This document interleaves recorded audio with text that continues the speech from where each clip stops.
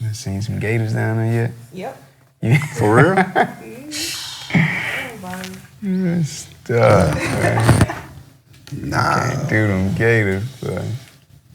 Oh, my sis, she got us Teacher of the Year over at Conley Elementary. For real? Yeah. That's what's up. Each point. She teaches special needs students. Okay. That's dope, Her man. name is Sydney. You got to shout out. Yeah. Oh, got to shout out, man. You got to show us some love. Yeah. Sydney Kilgore. Inky Johnson, Oak, going for the championship, that ain't coming close. This might require taking notes, homie, listen close. Serendipity when you know you the one who chose. We going past the end zone, crushing every goal. I feel it in my enzymes, in my chromosomes. If you ain't come outside to go hard, then go back home. I'm in my zone, if it ain't greatest, I'm better left alone. This for the world, put what we speaking on speakerphone. Yeah, Wills, let them know what we be on. Serendipity, man, tune in.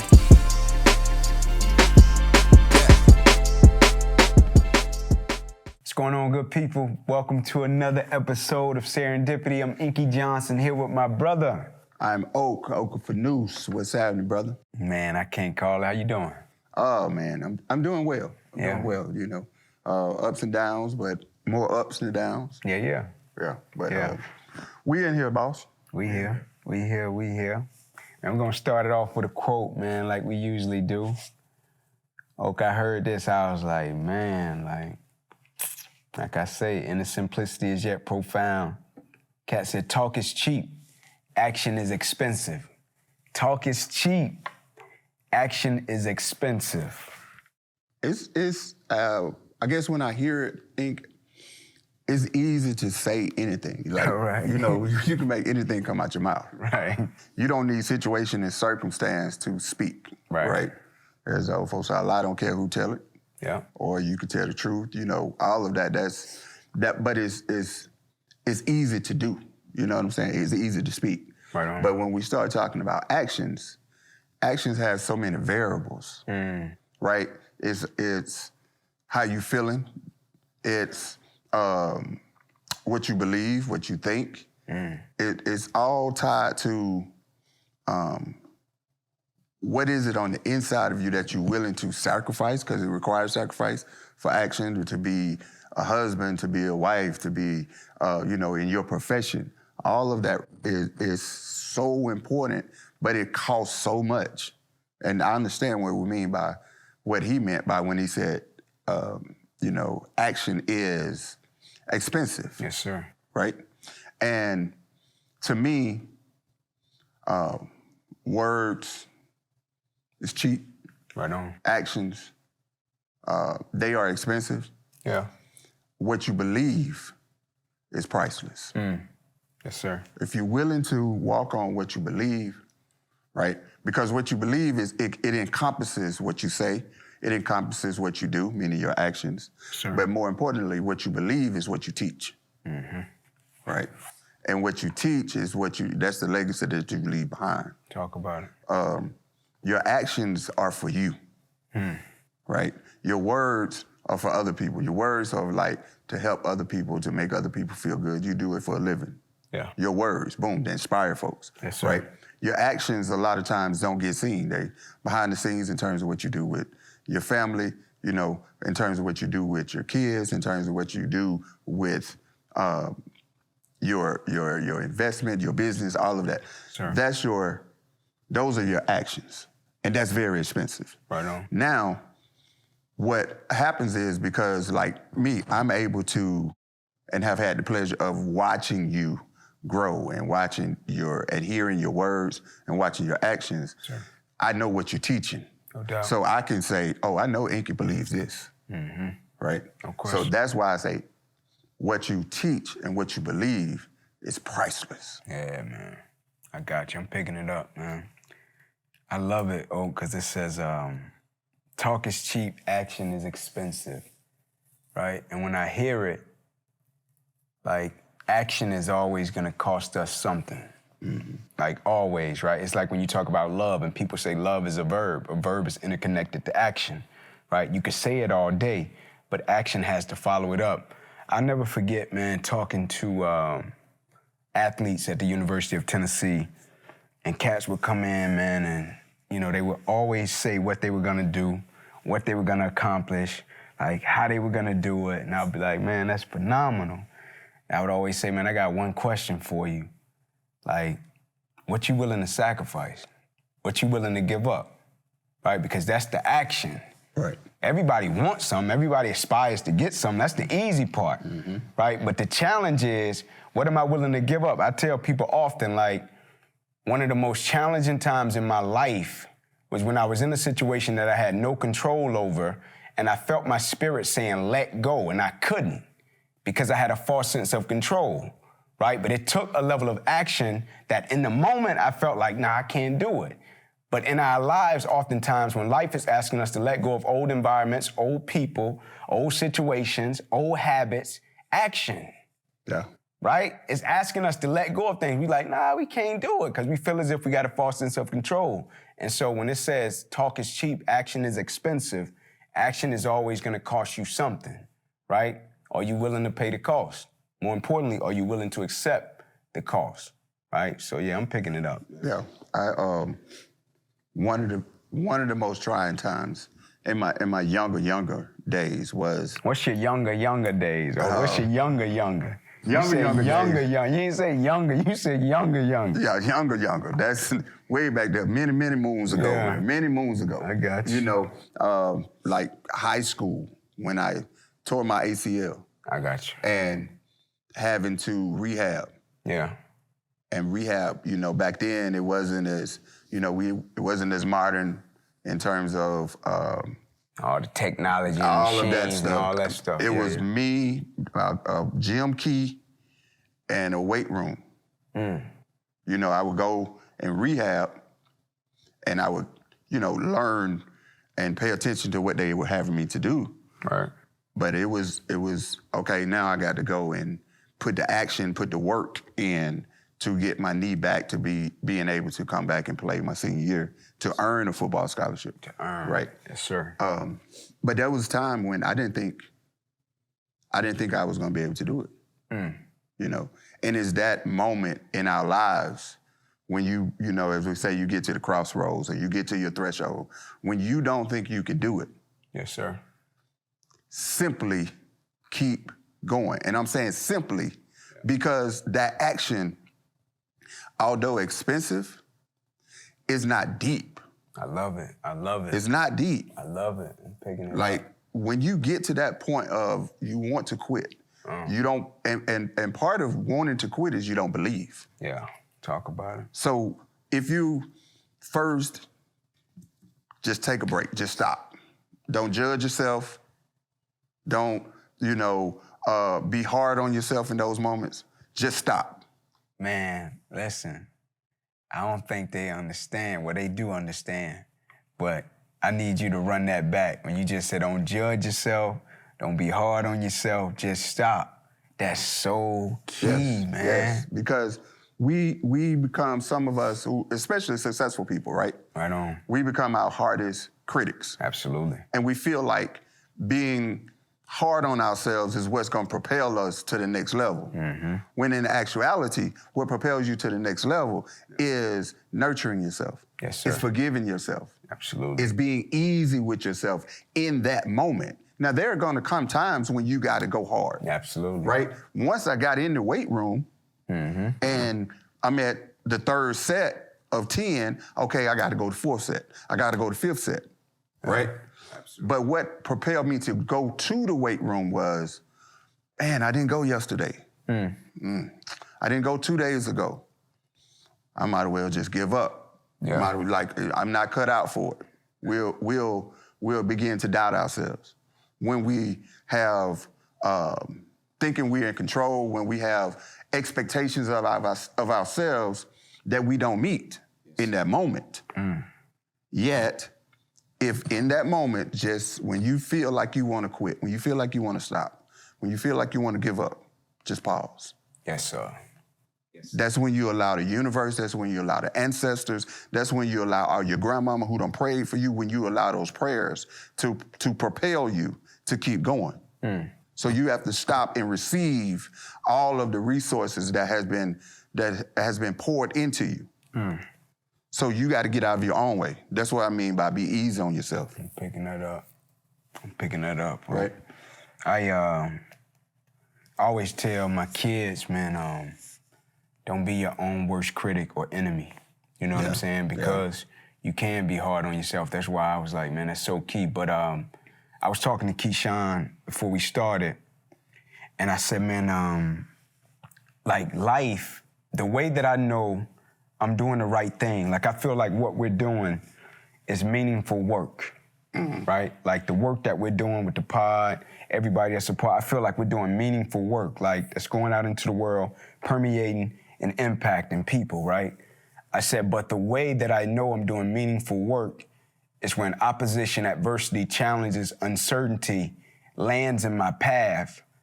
I said, that lets me know that I'm doing the right thing. Yep. I said, whereas most people, when they encounter adversity and opposition, they resist, they retreat, and they question. When I encounter adversity, opposition, uncertainty, and change, excuse my language, but I'm like, let's fucking go. Yes, sir. Like it's on. Like I've been waiting on. Like I've been waiting on you. You understand? Like I know I'm on the right path. Like when I encounter that, it does something to me.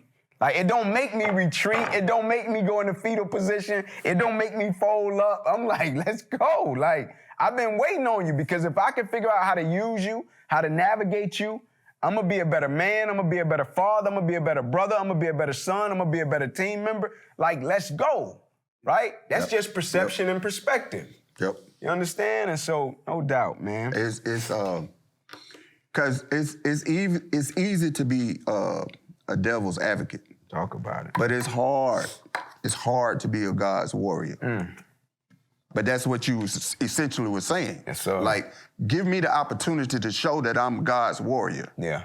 Right? Talk about it. Bring the adversity. Bring the rain. Bring the storm.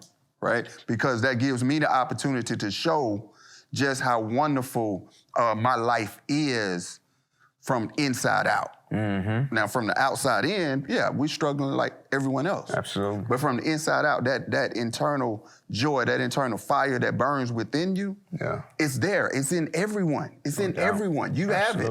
It's just a matter of, are you able to tap into it? That's the work. Yes, sir. That's the action, right? That's it. That's the cost. That's it. That's why it costs so much. That's why actions cost so much. Because you got to go all the way in to manifest, right? Whatever and whoever it is that you're meant to be. That's a fact. The devil's advocate, anybody can do that. Anybody can advocate for the devil. Yes, sir. But who can be a warrior for the universe? Who can be a warrior for God? Who can be a warrior for themselves? Who can be a warrior for their family? Who can be a warrior for their community? Yes, sir. That's what we're seeking. Yes, sir. Because in this day and time right now, we need warriors, bro. Yes, sir. I'm tired. For real, I'm tired. We need fact. warriors, man. That's a fact. And warriors, there's a book called The Peaceful Warrior. Yeah. Right? It doesn't necessarily always mean that we got to go out and just fight and throw hands and shoot the gun and throw the spear. Sometimes being the warrior is just sitting still. Yeah, man. In the midst of chaos, all around you, you being that light, that calming example for everything around you, right? As you sit still, being the eye of the storm. Absolutely. Yeah. That's what we are in dire need of. And I think, brother, I appreciate you and other brothers like you who are doing that kind of work. Yes, sir. Right? Being God's warrior in your own way, right? And people are picking up what you're putting down. I appreciate that. Yes, Likewise, sir. Yes, man. sir. Likewise. Oak, I wrote something down, man, that I want us to pitch and catch about, Okay. How important is it to admit when one is wrong? How important is it to admit when one is wrong? How important is slop is to a hog?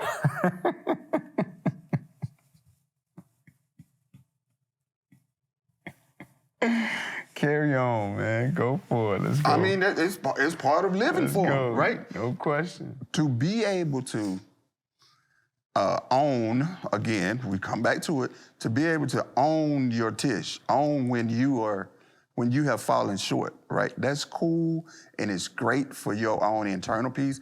But what the other aspect of that is, it allows people to gravitate towards you. Mm-hmm. Because they want to be around someone who doesn't always feel like they're right. Yeah. And you also give other people permission now. There you go. To admit when they have fallen short, when they've been less than their best. There you go. Right? You want to give people permission to be less than their best so that they can become their best. There it is. Right? If we're always functioning and thinking that you're at your best. There it is. Because better is always better than best. Talk about it. Better is always better than best because your best is a stagnated place and point. Yes, sir. Better is always getting better. Absolutely. Becoming always becomes. No question. I'm picking that up. Right? So when you are able to own it, take accountability for whatever mistake that you've made, right?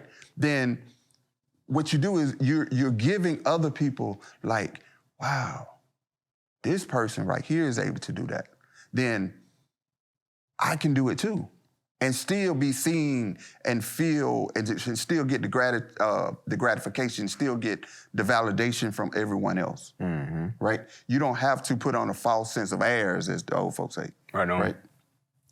So the main thing, man, is when you can admit your mistakes what it does for other people is give them permission to admit theirs. Absolutely. Or that's powerful, man. Or it exposes that they are being a devil's advocate and not a God's warrior. Yes, sir. Yes, sir. I was reading, man, and the reason I asked that question about how important is it to admit when you're wrong, I was reading something about an Indian industrialist has mistake meetings, right? Said they incorporated mistake meetings into their business, like mistake meetings to where they come together and they talk about mistakes and they be honest about the mistakes that they've made, right? And check this out. He said they started an award called Dare to Try, where it recognizes people for trying and pursuing worthy but unsuccessful projects where they came up short when they may have made a mistake. This cat is like a trillionaire. And they said by going by that model, mistake meetings, right? Admitting when you're wrong, being honest, having the dialogue. And they asked him about leadership. Said exceptional leaders know and learn that they're not ever done being a student. Their greatest fear isn't that it's their expertise and authority. Their greatest fear is that they can become complacent, right? And it said when you're constantly growing, you admit your mistakes. You admit when you're wrong because it empowers other people. Fatherhood, I never forget, man, dealing with my children. And they bounced a question back my way one day. I was trying to teach them something. They bounced a question back my way and was like, Dad, so you? And I was like, I just kept it a buck with them, right? Yeah. Like, nah, bro, like, I messed that up. That's what I'm trying to teach you. I made the mistake. You know what I'm saying? But I love it when you said it empowers other people because it does, but also in speaking, right? Working with young cats that speak, I remember when I first started putting out content and I was working with a young guy and he was putting out content and I said, man, we want to show this part because we want to show our growth. This is when we first started presenting. I was like, we want to show this part, we want to show the growth, want to keep evolving. I said, people love to see the process. I said, people want to see the process and the evolution. People love to see the growth. Like, people don't want to see you and you just come out and you at the top. You the man. You on top of the mountain. You got the muscle. People want to see the evolution and the growth. My man was like, nah, I'm finna show him my man didn't last. Yeah. Because it was always trying to be perfect. And there was so much pressure on trying to be perfect that it took his focus and his perspective off of what was important. It's not about being perfect. It's about being human. Yeah. Right? I'm gonna say it again. It ain't about being perfect. It's about being human, man. Sometimes show you human, man. Show people that you're a human. Don't act like a robot, man. You ain't gotta be perfect. Like, take the pressure off yourself, man. Give yourself some grace. Yes, sir. And admit when you're wrong. It's all good. It empowers other people. That's how we grow, right? You ain't gotta be perfect. And when we was talking about, you were talking about teaching, right? Yes, sir. And I just wanted to make sure that, just a little quick segue to Miss, is it Sydney? Yeah. Kilgore. Yeah, Miss Sydney Kilgore, over at Connolly Hills, right on, in Fulton County, South Fulton, is the Teacher of the Year. And Miss Tajay Hemmings is a Teacher of the Year at Langston Hughes High School. Respect. And the thing is, though, I would surmise, and I know one of them very, very well, that when you get the recognition from your peers, you get the recognition from your students, it makes you feel great. Like when you get recognition from your family, when you get recognition at your job, it makes you feel a certain kind of way. Right. If it propels you to do more, again, you being God's warrior. Mm-hmm. If it propels you to become now complacent and I made it, that's pretty much where it's gonna stop. Right? Yes, sir. That's why we're saying be easy with yourself, give yourself grace, and then also always try to empower people, because that energy comes back to empower you. Yes, sir. So that's why you want to always be able to say, you know what, my bad, I was wrong. Yeah. I made that mistake. Right? Yes, sir. Because what that does, it gives you more energy to go forward. When you want to stand on business of wrong business, right, then that's the only business that you're going to stand on. Yeah. That's it. Picking it up. Right? So the people love to see the process. They love to see the process. And then at the end of the day, I would surmise that both of these young ladies are good people. Yes, indeed. That's pretty much, they're good at what they do, right, great at what they do.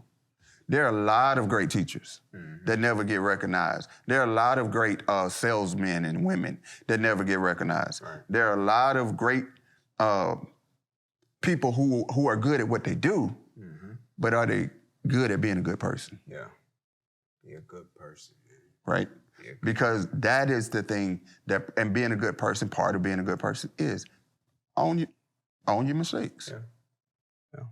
And understand this.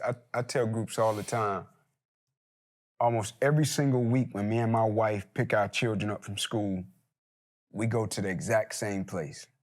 And I always say to her in a joking manner, like, man, you want to go to this place again? She's like, yeah, the lady in the drive-thru reminds me of my aunt. I'm like, but she's not your aunt, right? But just being a good person, the quote says it. People may forget what you do, people may forget what you say, but people will never forget the way you make them feel.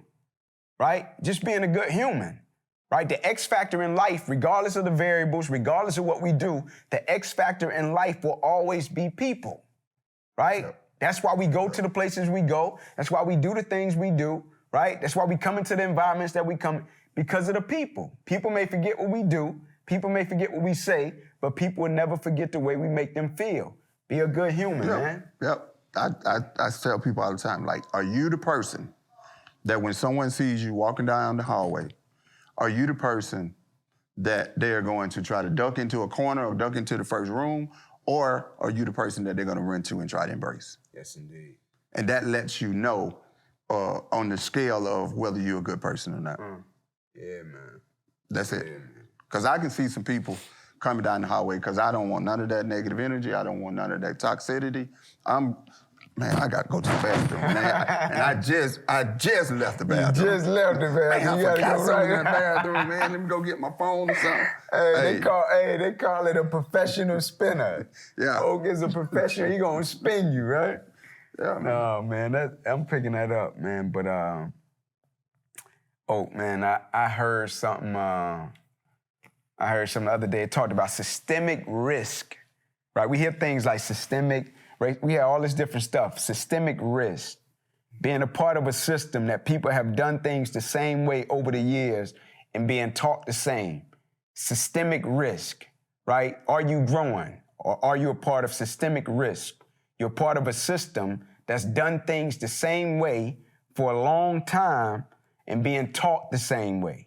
Systemic risk. Are you at systemic risk to where you're not growing, you're not evolving, because you're just perpetuating the same behavior, same thought processes, and doing things the same way, man? Systemic risk. I was like, Jesus Christ. Systemic risk? It's a paradigm. Jesus Systemic Christ. risk is a paradigm, right? Which we can look at it like a fixed mindset, Yep. okay? But I choose to spin systemic risk as a growth mindset. Yeah. That I'm always going to be in a place where I want to grow. Mm-hmm. So the systemic aspect of it is the paradigm. Yeah. The risk is whether you're willing to take chances or not. Mm-hmm. So you got one side of the coin that may say, I want to keep doing the same thing. The other side is, I'm going to keep doing the same thing. And what that same thing is keep changing. Right. Right? Because the way we're wired is we're going to keep doing the same thing because we're just naturally wired that way. That's just who we are. Right. The question is, what are you wired to do? Talk about it. And then just like in a car, you can change the carburetor, you can change the battery, right? But that car still is going to, when you press on the gas, it's gonna go and you're gonna drive it. Mm-hmm. So that's the systemic part. Right. The risk part is, what are you changing? What are you paying attention to on a day-to-day basis? Mm-hmm. Maybe it's, I like to tell teachers, if you're not reflecting, then you're not growing, right? If this is what you've always done, and you've always done it this way, and you're not reflecting to see if I need to change or not, then you're not going to grow. If you're a football coach, a basketball coach, a ball player, whatever it is you're doing in life, if you're not reflecting on what you did, then you're not going to change what you've done. Yes, sir. It's good. So the systemic risk is, I'm always going to reflect. I'm never going to not reflect. Yes, sir. Right? So you want to make the things that you do be so concrete and constant, like your principles, your character. Like, I'm always going to seek wisdom. I'm always going to press for humility. Yes, sir. I'm always going to say yes, sir, and no, ma'am, to whomever I meet. I'm always going to give reverence to an elder. Mm-hmm. That's not going to change. Yeah. Right? Now, the way in which it looks and manifests may change from time to time. I may, elder, how you doing, elder? Or Mr. such and such. I mean, the words may change, but the reverence never will change. No doubt. So we have to understand there's a difference between changing in your preferences and remaining true to your principles. Changing in your preferences, remaining true to your principles. Yes, sir. Because that's how you grow, while still keeping your emotional, mental, and spiritual anchor. Picking that up. You are at risk of systemic risk. Yep. Young fella, you are not a product of your environment, you're a product of your decisions and your choices. Mm-hmm. The thing that it made me think about with systemic risk is when you grow up in certain environments, you encounter certain behaviors, certain thought processes because of where you come from. And when people say things such as, this is how we've always done it, this is how we operate, this is how we do things, this is how we think about it, this is how we approach it, you are at risk of systemic risk, right? That's why I love it when it says you're not a product of your environment, you're a product of your decisions and your choices. Meaning no matter how the environment operates, right, the systemic risk, I'm a product of my decisions and my choices, what I choose to do, who I choose to become. So I don't become a product of systemic risk when somebody says things such as, this is how we've always done it, this is how we operate, this is how we, not that it's bad, right? But it can be bad for you and your development and the person that you're trying to become. Or on the flip side of it, it could be great, right? Based upon the individuals that you're acquiring the information from. I think the key is be aware. That's it. That's it. Right? Just be aware. That's right? it. I tell people often, man, I feel so blessed to have grown up in the environment that I grew up in because I got to see both sides of the fence. I got to see what certain decisions and choices led to, and I got to see the consequences. I got to see both sides of the fence very early and was aware of systemic risk in the environment that I was coming up in very early, right? And so I think the key is just being aware, man. Just being aware. Yep. Yeah. I got something for you though, Oak. Yes, sir. Don't ever ruin an apology with an excuse, baby. Don't ever ruin an apology with an excuse. You got cats apologizing and put an excuse at the end of the apology. That apology is going to be weakened, right? It's like diluted Kool-Aid. Weakened. It's gonna be weakened, man. It's gonna be weakened. Yeah, because when you offer the apology, you have to just end it right there. Yeah, you gotta cut it. You know, it was my fault, my bad that I was late. Yeah. We're done. Now it's up to you if you want to say, well, why were you late? Well, this is what happened. Okay, cool. Yet, that still doesn't supersede the fact that I was late. And that's the part that I'm going to own. Yes, sir. That's the part that I'm sticking with. That's the part that's always going to be on the forefront. What people oftentimes do is they'll say, I was late because I had to do X, Y, and Z. Mm. And it may be valid. Right, it is very valid. Yeah. But you've diluted it. Definitely. And when you dilute the apology, then you begin to dilute the relationship. There it is. Right? Yeah. You want it always to be, as you know what the words are today, keep it a buck. Keep it a buck. Keeping it a buck is somebody may have pushed me and I ran into you, right? Mm-hmm. Only thing, my apologies, I'm sorry, I didn't mean to do that. That's it. That's it. Man, why you ran into me? No pressure. No pressure. I own it. No pressure. Even though it's not even my fault that I hit you. Right. Right? Yeah. That's irrelevant. Yeah. That's irrelevant. Now, me and this person that just pushed me, we might have some conversation. Yeah. But my conversation with the person that I ran into, or I bumped, or knocked them off their kilter a little bit, no. Only thing I have to offer them is my apologies. Yeah. No excuses, even no reasons, because reasons also come off as excuses. Yep. Reasons are just valid. Is. Yeah. Covered up excuse. So I want to always keep my word and my integrity on the forefront, in front of whomever it is that I'm dealing with. Mm-hmm. Like I said, and I'll tell you straight up, I'll lie to you before I lie on you. Right. No question. Whatever, however, that's our relationship, blah, blah, blah. But what I'm saying is, I'm never going to try to diminish and dim your light. No question. Respect. No question. So when I fall short, my bad. No doubt. My apologies. No and doubt. that's it. Yeah. Unless you want to dive more into the conversation, but I'm not. Yeah. I'm not going to dilute the Kool-Aid. No question.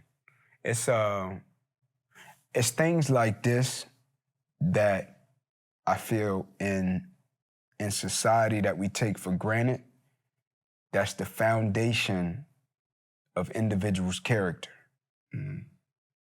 And it says, don't ever ruin an apology with an excuse. It's so much power in that, but it's so hard to do. Yeah. Right? There's so much power in it, man, because oftentimes when a person apologizes, regardless of situation, condition, circumstance, situation, whatever the case may be, when a person apologizes and they feel a certain type of way, it's hard for that excuse not to come. And when you could teach a young person that, whether you're in the wrong or not in the wrong, apologize. Exactly. Be done with it. Yep. You pressing character. Mm-hmm. You pressing integrity on another level. Now a cat can have a dialogue with his wife and she could be pressing something to him and he could feel like, man, I ain't even do that. But he could sit there, have his composure.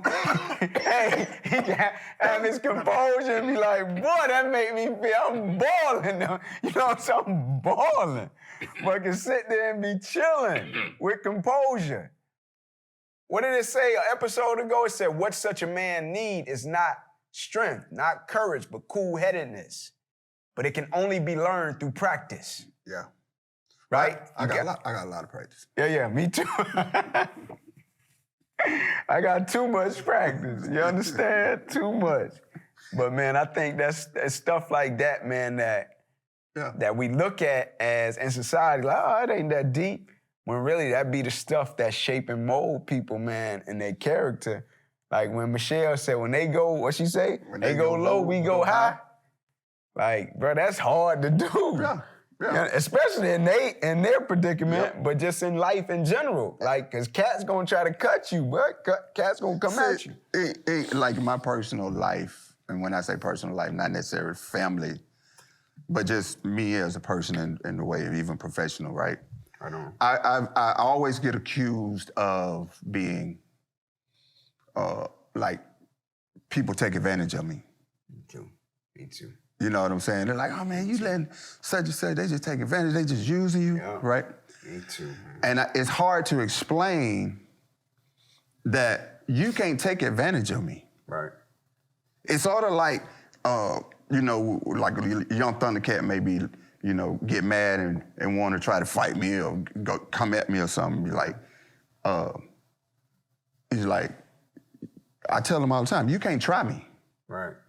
Because the reason you can't try me, because you know, they always say, man, Shawty tried me, Shawty tried me. Right? He tried. You can't try me because there's no way for you to win. Yeah. Right? Yeah. You can't take advantage of me because I'm not in the world that you're living in. No question. We ain't even on the same planet. Right. I'm doing exactly what I want to do, and I don't give two rats ASSESs about it. Absolutely. About what you got going on in response, or, oh, yeah, let me get this, or, you know, especially like as an administrator. Even I had a conversation last night. This, the person said, you know, one of the things is that I would say you need to work on is like people take you for granted, or they, you know, they feel like, well, that's just Mitchell. He can, you know, we can do whatever. He's not gonna say anything. Right. You're right. I'm not gonna say anything. What I am doing is noticing your character. Definitely. I'm noticing that if you are given an inch, you're gonna take a yard. Yeah. I'm realizing what type of person you are. Yeah. But it's still not gonna move me or shift me in terms of doing what I want to do in life that feeds me. Absolutely. So I'm not gonna be like, oh no, you need to da-da-da-da. I'm gonna go write you up. Right. Ain't nobody writing nobody up, man. If that's what you want to do, go right ahead. That's your business, man. Because on my end, I'm gonna make it right. I'm gonna make sure the organization still runs correctly. Absolutely. Still function at its highest. Yeah. Because it lets me know who you are. No question. You still don't know who I am. Picking that up. There it is. There it is. You still have no clue as to who I am. Definitely. Yeah. But you are revealing to me every moment when you decide to be less than your best on purpose. Absolutely. Okay, intentionally. Cool. Yeah, intentionally. No pressure. So you cannot take advantage of me. Yeah. It's not even possible. Yeah. I love it, man, because like, and I told you this one night, I was coming back, man, I was doing a gig. I had spoke somewhere, and this was years ago, man, early in my career. I spoke at an event, a guy called me, he knew I was in town, and I was headed back to Atlanta to go back home, had somebody with me, and he was like, hey, we doing this fundraiser over here, man, will you stop by, just drop your head in, speak, people would love to see you. So I'm like, no pressure, it's on the way out. You know, I stop, get off the highway, no pressure. So I stop, I get off the highway, I drop in, speak, and next thing you know, my man got me in a full-blown, hey, come here, hey, go do this, hey, do this, right? And because of the cause, like what it was about, no pressure, I ain't tripping. The person that was with me, oh, they had a problem with it. Yeah. Like the first thing out of their mouth, they taking advantage of you.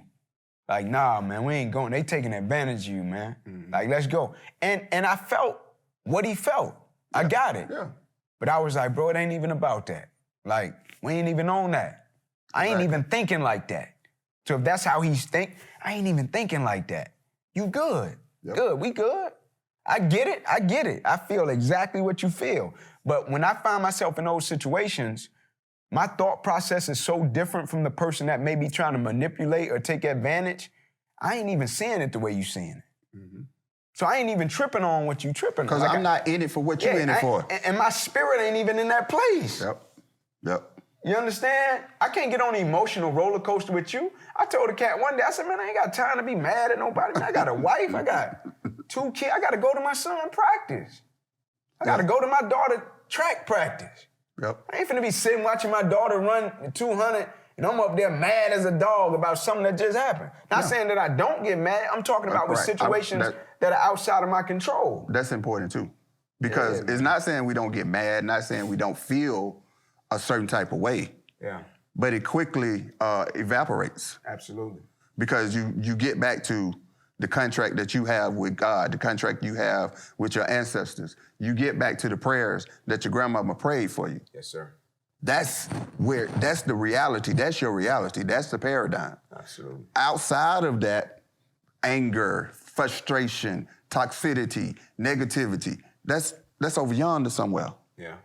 That's way over yonder. Yeah. We here. And not saying we don't get outside of that, but we get back to being here very quickly. So I'm not going to give any of all of that BS-ery. We ain't giving that no attention. Yes, sir. Because, see, some people got degrees in physiology and BS-ery. Yes, sir. PhDs. Yeah. PhDs. Yeah. So, man, I'm going to land this plane with this word, Oak. Failure. One of the greatest experiences a person can have. Yeah. Really. Yes. That's the only way to grow. That's the only way to get better. That's the only way to get closer. That's the only way to expand your capacity is to fail. Yeah. It's literally what we talk about when we're talking about the process. The process is failure over and over and over and over again. That is where success is. It's on the other side of failure. That is where happiness is. That's where joy is. That's where love and a greater sense of connection is. Yes, sir. Failure. Yes, sir. The arguments that you have with your wife, the disagreements and the butting of the heads that you have with your teammates in practice. Yes, sir. The disagreements and then coming to a place. See, all of that is failure. Yeah. Right? Necessary. Necessary in order for us to achieve anything worthwhile. For us to live in any type of state of being that is peaceful, that is that brings us joy. And what happens is, as I said, it's a cycle. Failure, okay? Failure, think of it like the wilderness. Yeah. You're in the wilderness, okay? On the backside of that is the promised land. Yeah. That's your success. In order to be more successful, you got to fail again. And then you come out of that promised land. Yes. In order to get more success, you got to fail again. So it's cyclical. Right. So you can't have success without failure. I'm picking it up. That's like you got a quarter without the tails. Right? It's not a quarter. You got the head, but you got to have the tail too. Yes, sir. I read something every single day I'm home, man. I read this piece by Robert Ward. And it says, he said, I wish you the courage to be warm when the world would prefer you be cool. I wish you success sufficient to your needs. I wish you failure to temper that success. I wish you joy in all your days. I wish you sadness so that you may better measure joy. I wish you gladness to overbalance the grief. I wish you humor and a twinkle in your eye. I wish you glory and strength to bear the burdens. I wish you sunshine on your path and storms to season your journey. I want to go back to a line, though. It says, I wish you success sufficient to your needs. I wish you failure to temper that success. I wish you success sufficient to your needs. I wish you failure to temper that success. The old folks say you just can't get too big for your britches. You'll man. pick it up. You'll pick it up. You can't get too big. When you get too big for your britches, they had a way, sorry, my belt will come off. They had a way of showing you to temper that success. Yeah. Let me tell you what my granddad used to say to me, man. Don't write a check that your ass can't cash. Right. There it is. Peace. Serendipity, man. Tune in.